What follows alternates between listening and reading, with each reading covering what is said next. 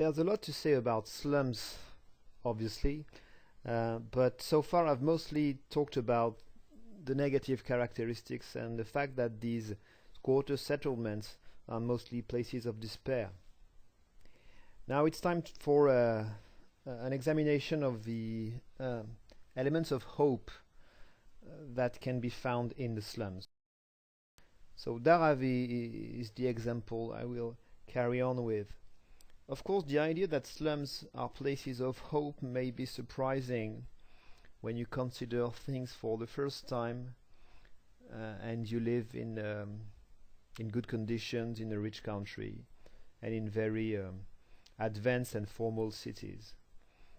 But you need to think geographically and to understand that for the people that live in India, which are still in the clear majority, people that live in the countryside, Dharavi can even be some kind of a dream. Why? Because it is clearly a place of great dynamism. You are you don't have a good access to toilet, you don't have a great access to water, but in many cases it would be an easier access to this kind of basic facilities than in a remote countryside area. When it comes to the economy, here the advantages are even clearer. You are at the center of the biggest city in India, of the most thriving city in India. And so all over Dharavi you have a great economic dynamism. It's precisely very dynamic because the economy is largely informal. It's not controlled. It is not ruled by norms, which can be tragic. It is largely tragic for the people who suffer from accidents. Of course, they have no insurance, at least no official ones. You have no regulation on polluting activities. You have no regulation on labor. So that's pure capitalism that can easily spread in a slum where informal economy dominates. But on the positive side, it's easy to find a job. And the economic activity of slums are real, in particular for those who have a central position, who have good connections with the useful part of the city and the modern infrastructure. You may not find high tech, but you find some basic but labor intensive manufacturing like pottery, which may look very traditional, but also garment. The garment workshops that can be found in slums all over Asia are totally integrated into globalization.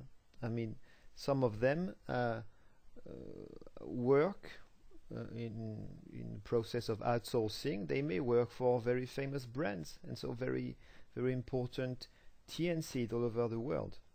Of course, it is far from being heaven, and many of these workshops can be labeled as sweatshops, which means workshops where working conditions are extremely bad.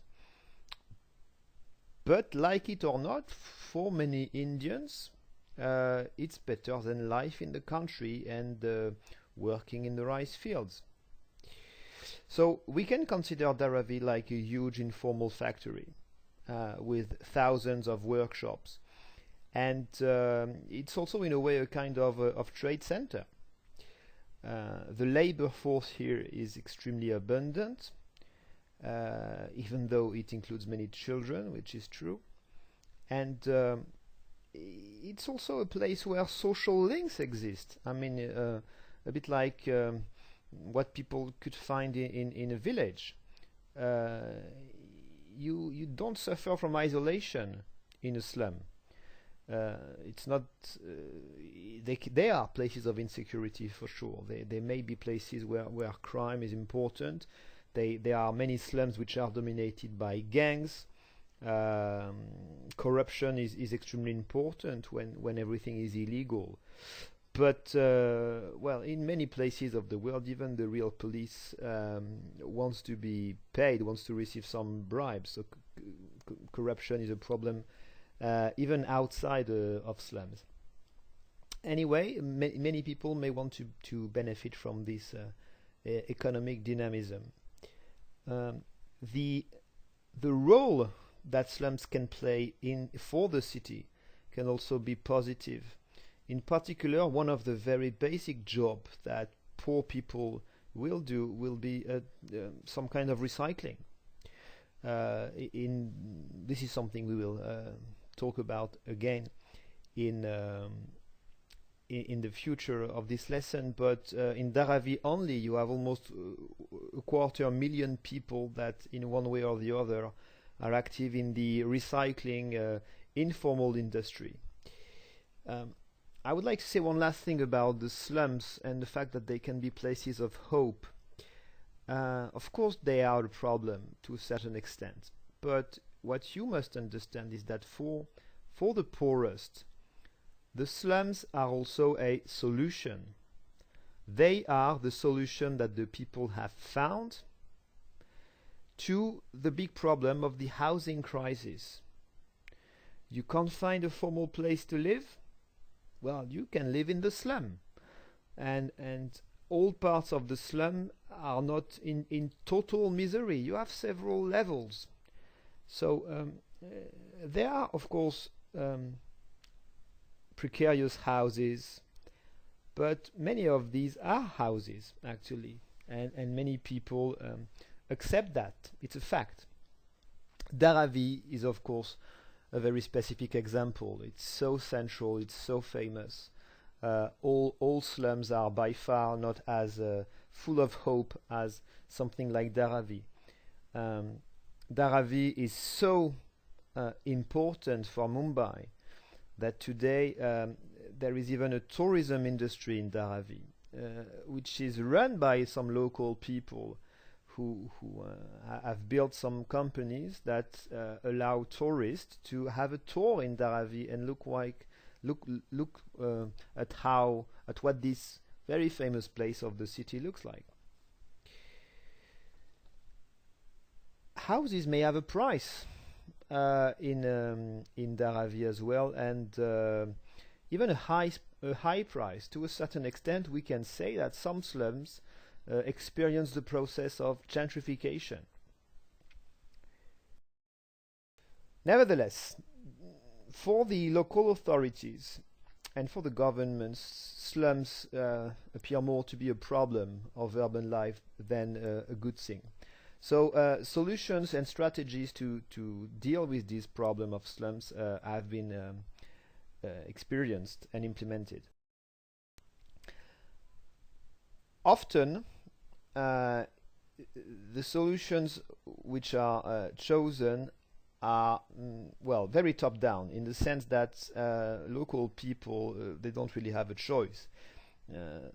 If their situation is indeed totally illegal, well, many local authorities they don't bother about the fate of the people that live there, and what they want in priority, the local authorities, is to develop a formal city, develop a city with modern infrastructures, with real shopping centers and real companies which pay taxes.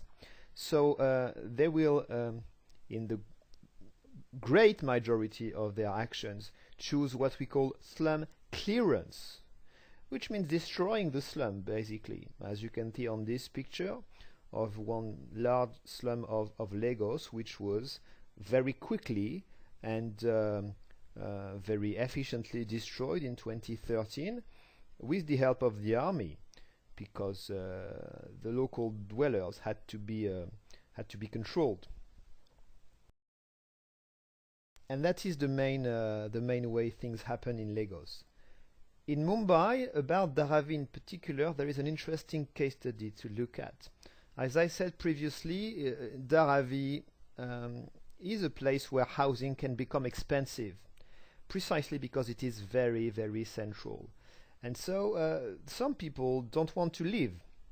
But the local authorities would like Dharavi to be turned into a modern district because it's so well situated in the middle of the city. So the solution that has been developed since the 90s, so it's been almost 30 years now, is what they call the slum redevelopment scheme.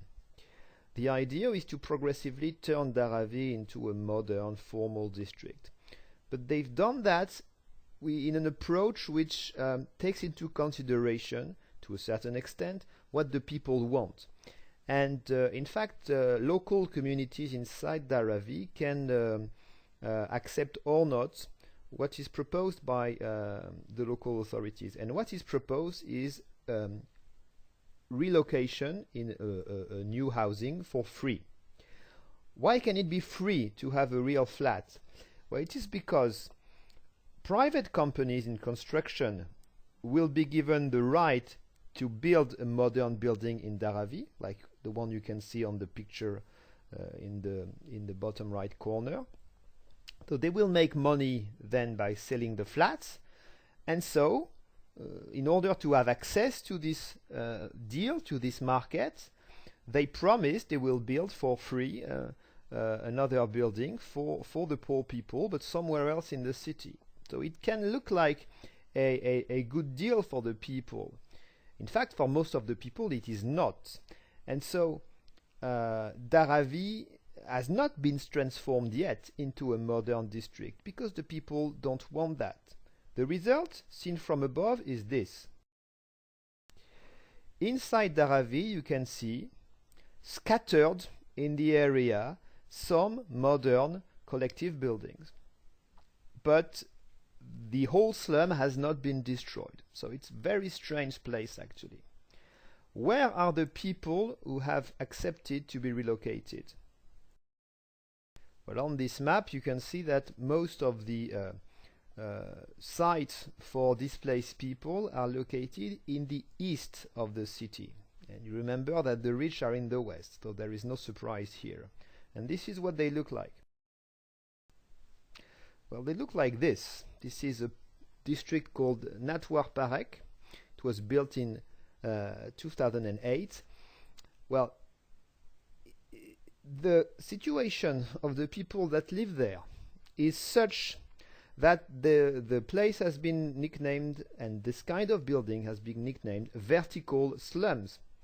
You understand that this expression illustrates the fact that for the people, life in these tower blocks is as bad as life in the slums. Nothing has changed for them except that previously they might live in Dharavi, in the city center, and now they are far away in the suburbs. This is what you can see from your window.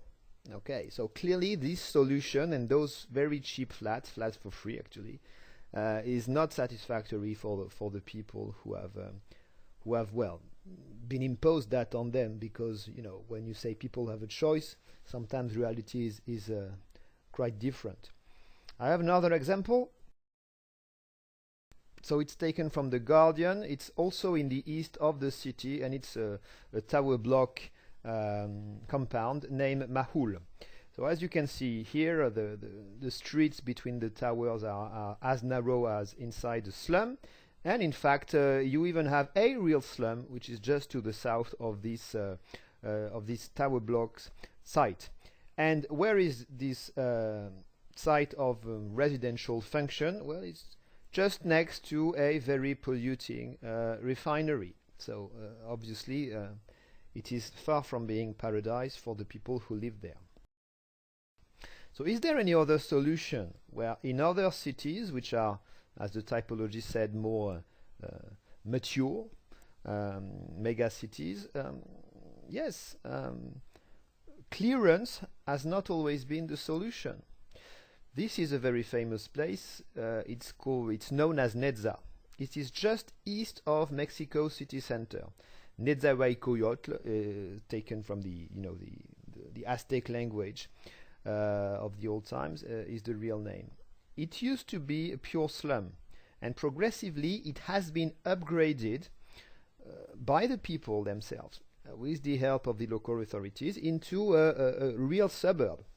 This is what it looks like. from inside, it looks like well, an American city, very horizontal, an American suburbs. Of course, there is a big difference with Mumbai. It is the road scheme, which is a grid plan, very easy for transport. It makes things possible. But anyway, slum upgrading exists.